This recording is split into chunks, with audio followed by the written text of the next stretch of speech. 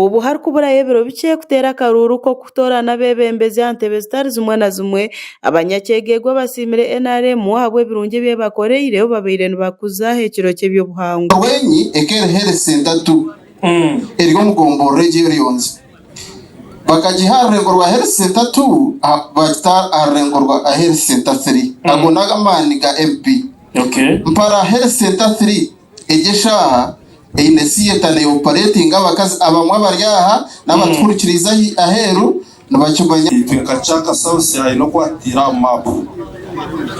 abo kuba membo parliament abaye bariyo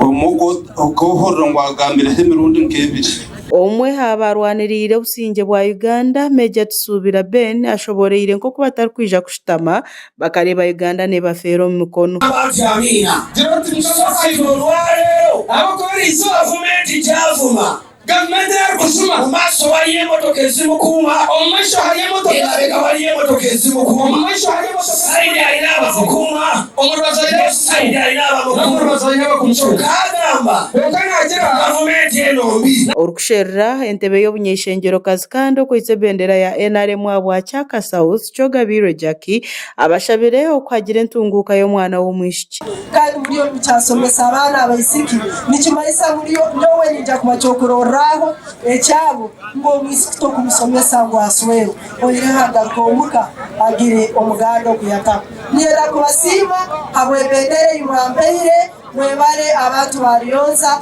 abantu bacegegwa umuringo nuko gumwe umunyeshengero wa Chaka South kandi ukwatire bendera ya NRM Jackson Kafuzi ahigira abanyakegegwa kurekera hentaro zenganda ngo abo kwateza urukombe sobore kombe kachaka yaitu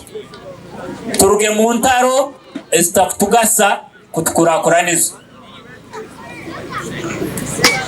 wahurireho rugambo ndiyo nisaba district ya Mpara muraruhurire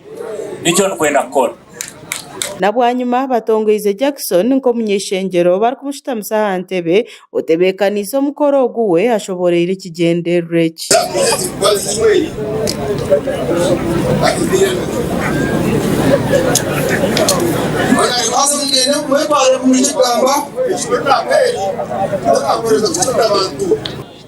okuto muntu antebe kina makurumi nabanye waha hari abana suru muto myaka nyine myaka makuryana kabe natebo haba kurisi bakuru okara hange cyo atawanga reza uno mutuma gurire natebo kukitorana aha mukoro gwabereye byo bunyakare birimo kwevuga okufukana orjeje hamwe na nebindi gasha kwa sima Naomi